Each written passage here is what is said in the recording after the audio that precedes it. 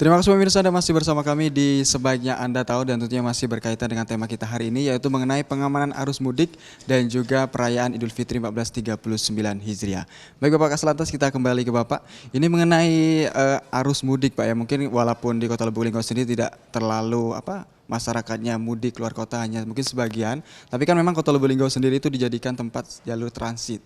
Jadi masyarakat yang dari Jawa mungkin ke daerah Aceh atau Padang pastinya melewati Kota Lubuk Linggau. Dan otomatis secara tidak langsung itu kondisi arus lalu lintas ramai seperti berbeda dengan hari-hari sebelumnya. Nah, dari pihak kepolisian sendiri apakah sudah menyiapkan jalur khusus mudik mungkin agar tidak mengganggu pengguna lain atau bagaimana? Iya, baik. Untuk masalah arus mudik menjelang Lebaran, di Lubuk Linggau ini kebanyakan bukan hanya dari arus mudik dari kendaraan itu, karena jalan di sini sangatlah banyak pilihan.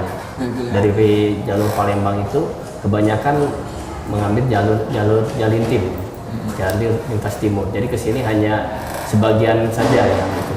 Tapi di sini kepadatan yang terjadi, volume kendaraan itu karena banyak dari daerah-daerah, baik dari Mura, Musirawas atau Muratara, baik dari Curug, datang yang untuk berbelanja. Jadi kemungkinan atau prediksi kami fokus nanti kemacetan itu pasti di pusat perbelanjaan. Ya itu ya, mungkin di sini terjadi di daerah Jalannya Sudarso di depan Dipo Mall itu dengan CM. Berarti memang dari pihak kepolisian sendiri tidak menyiapkan jalur khusus untuk ini, harus jalur ini untuk pengguna mudik atau bagaimana? Tetap kami melaksanakan rekayasa, tapi situasional, melihat kepadatan arus kemacetan yang terjadi. Tapi kami sudah mengantisipasi, ada jalur khusus yang sudah kami siapkan.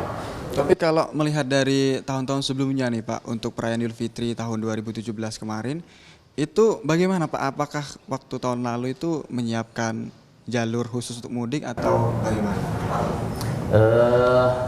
Untuk tahun lalu kayaknya belum melaksanakan itu. Belum melaksanakan? Ya, karena yang saya dengar, kebetulan waktu itu kami juga belum berdinas di sini. Yang kami tahu itu terjadi kemacetan yang cukup parah terutama di Jalannya Sudarso itu, di depan Dipo Mall itu. Jadi sempat kemacetan sekitar 3 jam terjadi di sana. Oke, tadi Bapak sendiri mengatakan bahwa di pusat perbelanjaan Lipo Mall itu di depannya itu sering sekali terjadi kemacetan. Nah, dari pihak kepolisian sendiri itu hal apa saja yang harus dilakukan ketika terjadi kemacetan dan lain sebagainya? Ya, dari kepolisian khususnya Polantas kami sudah menyiapkan personil yang untuk melakukan pengaturan lalu lintas di sana setiap harinya, yang dipasang mulai dari traffic light simpang RCA sampai dengan simpang Lapter sana. Kita sudah nanti siapkan untuk plotting.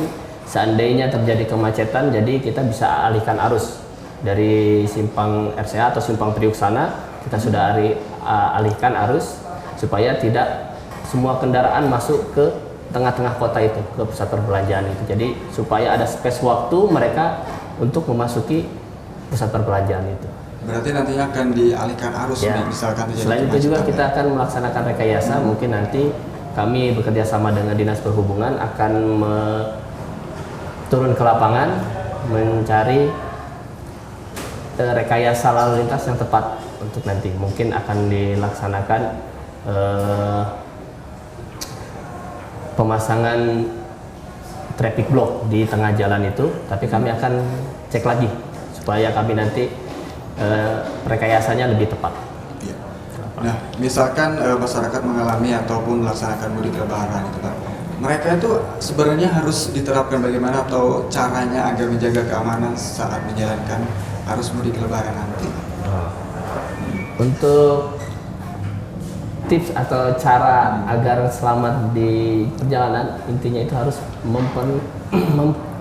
mematuhi peraturan berlalu lintas. Mematuhi peraturan berlalu Ya, lintas. itu ya insya Allah seandainya seorang pengendara atau pengemudi itu mematuhi peraturan lalu lintas, pasti insya Allah selamat.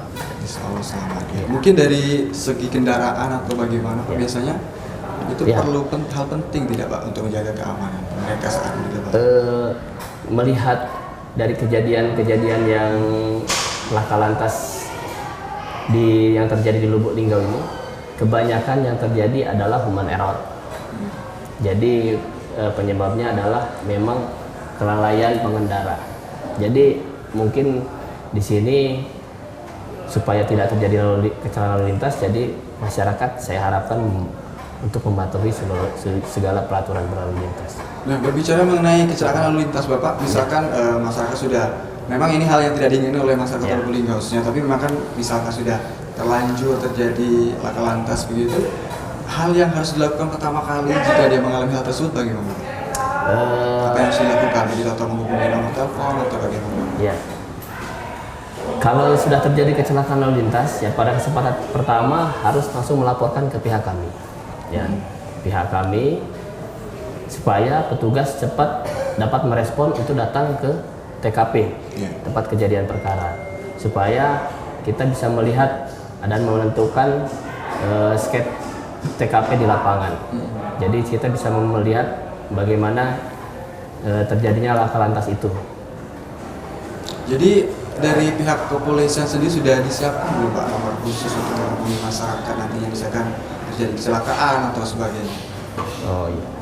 Kalau untuk bantuan polisi itu banyak Pak ya. Banyak.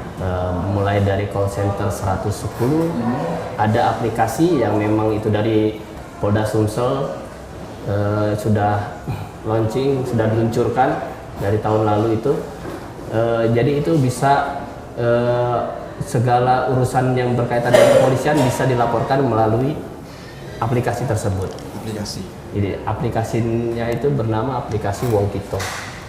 Ya, apabila Anda mempunyai kejadian atau urusan yang dengan kepolisian bisa atau emergensi bisa mengklik panic button yang ada di aplikasi Wongkito itu.